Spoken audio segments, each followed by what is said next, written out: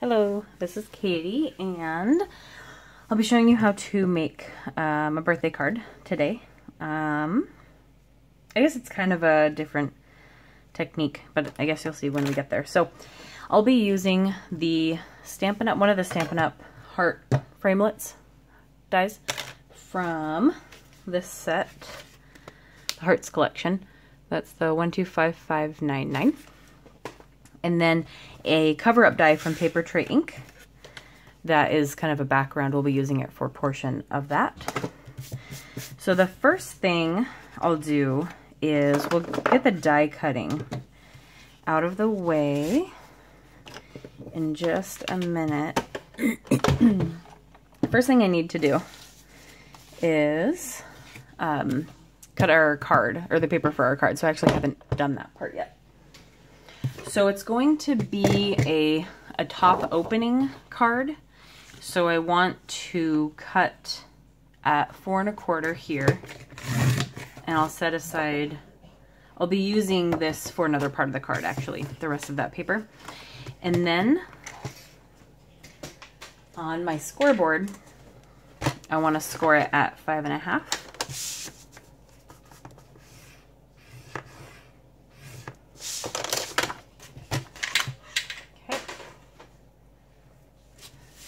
And then for the other piece of the craft color, this is going to go on top of it, but it's going to be about, let's see, 1/8 of an inch smaller all the way around. So starting at 4 1/4, I'll do 2/8, which is 1/4. So this width here will be 4.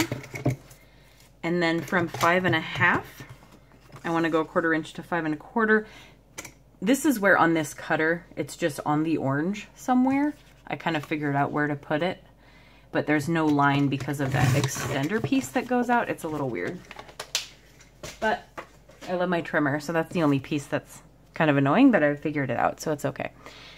And then this piece that's gonna go on top of the card base, I'm actually gonna round the corners. So I have the EK Success, it's the large corner rounder, I believe. I think they're called corner adorners, but that's usually the patterned looking ones, but I think the package still said that. I've used this before, so I'll put a link to it down below. I know that some of the links that I put are kind of odd places. It's not necessarily that I recommend you buy it at that link or at that website. It's that I really just can't find a link to it anywhere else other than sending you to like eBay trying to find this item.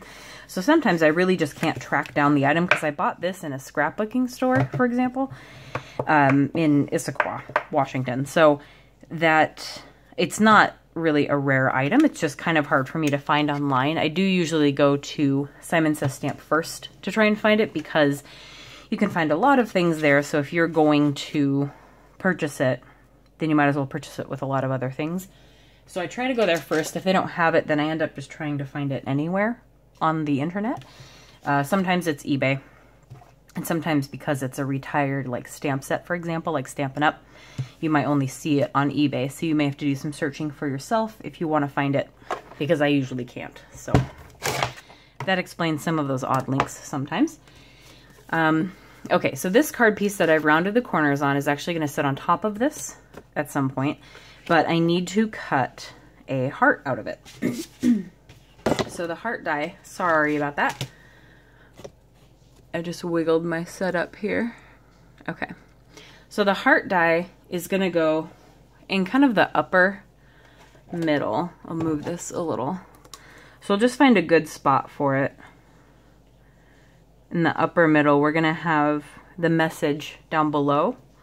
So I'll kind of center that where I want it, and just so I don't have to stick it down, I'll just make sure I do that part slowly and hold that down so the die stays where I want it. You can use a piece of Post-it tape or washi tape if you're not sure that it's going to hold where you want it to be. So that's the first piece, and I'll set aside the heart for another time. And then the other part I want to die cut now is this this background die out of the white.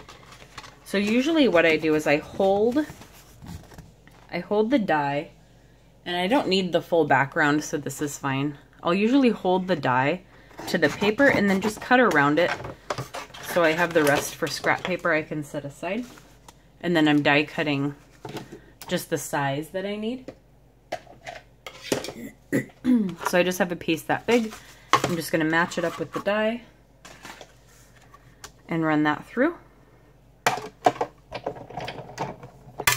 And sometimes I'll run a die through till it clicks like that, especially one like this, it's a little tougher. And then run it back through just to be sure, and it might click off again, just because it's a really thick die. So I have that piece left over, and then you can see a lot of your little paper pieces get stuck, but I'm not using that side, so it doesn't matter. You won't see it on the side you're trying to use. And then sometimes I'll just try and drop or bend the die a little bit, and then that way I can pull that out. So I'll set that aside. Okay. All right. So for this one, you just kind of want to pop out. I'm just using mostly the middle. You can use tweezers or whatever you want to poke out little pieces in a die, or if you have enough fingernail going, then you can just poke them out that way. And then a lot of these will end up with these little strings I've probably mentioned before when you're cleaning up a die. So usually you can just kind of rub them away.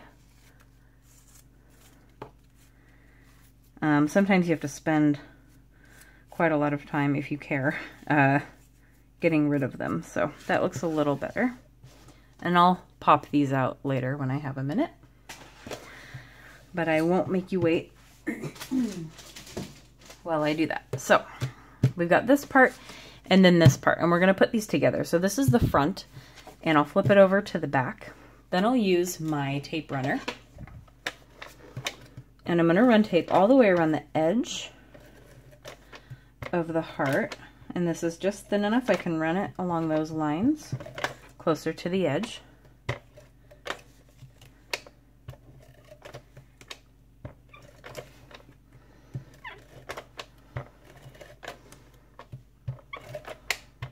Okay.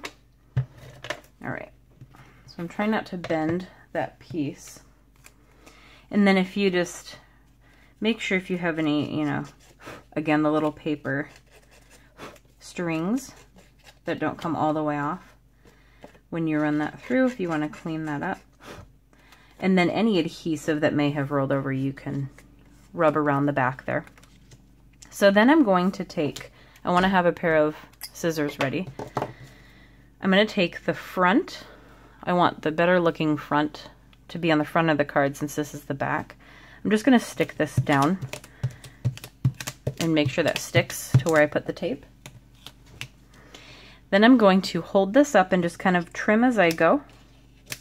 Trim enough off to where it comes off of the card, but our background still stays and we can still see through the front of the heart.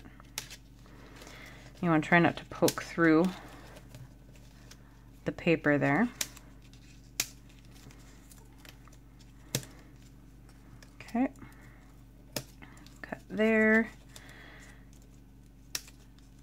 Just trim it all the way around.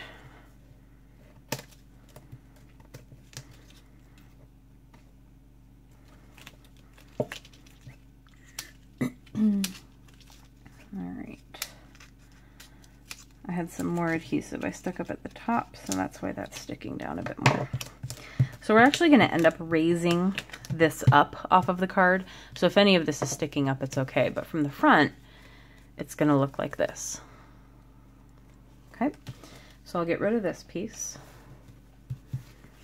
All right, and then for the sentiment, we're actually going to use a banner. So I want to cut the proper width out of the white. I'll just use the white that I used to cut out that cover-up die. And then I want something for this stamp here. So this is a Stampin' Up! Stamp. It came from the Bring on the Cake set. which is probably retired at this point. I'll try and find a link somewhere, wherever it may be. And then I want to make sure that the banner is just wide enough for the sentiment here. And so what I usually do is just put the whole thing there, and I've got 1 1/4 inch that the whole wood block goes to, but I don't think I need that much. So I think I'm just going to cut 1 inch, and that looks like it should fit the sentiment just fine. I usually just hold it to measure. Okay. Then I'll measure about 4 1/4 across, maybe a tiny bit more than that, because that's the width of the whole card.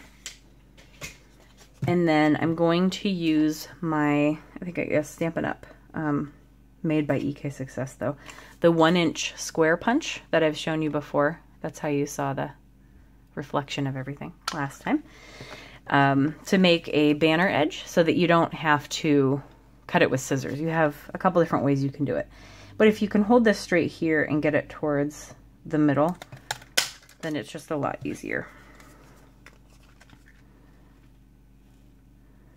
So you just kind of hold it upside down, find out where it's in the middle, and then punch, and then you have a very easy banner. Your other choice, I'll just use this scrap here, would be to cut up the middle and then meet from the corner to that middle. So if you don't have a square punch, you can do it like that too. I'm just not very good at it for some reason, so whatever tools you have, you can usually make a banner edge pretty easily. Okay, so we'll get those out of the way. Then I want to use our Happy Birthday sentiment with the VersaFine ink, just so we know we have a crisp image for that sentiment. So get that inked up. And it's pretty centered on the stamp, so I should be okay. I want to make sure all the hairs are off of it. Just try and center that. Give it a good press. And then you want to make sure to give that time to dry, or try not to touch it at all anyway, just to make it a little easier. Okay, so then I'm going to use foam tape to raise up this piece onto this piece here.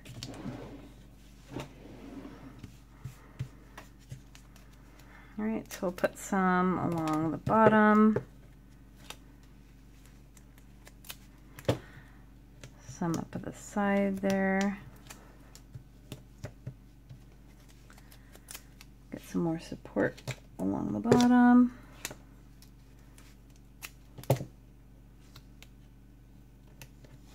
And I want to make sure that doesn't show through, so we'll cut that off right there. And then make sure we have some along the top. So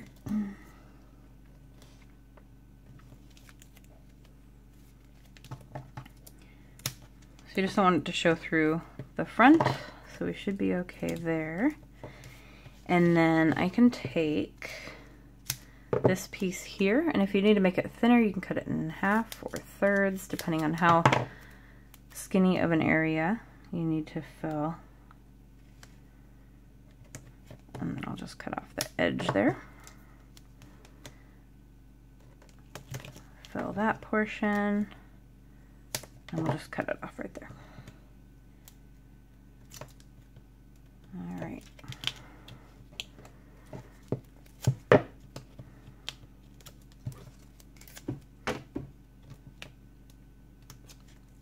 Okay. So we have the back set up, and you can't see any of it through the front.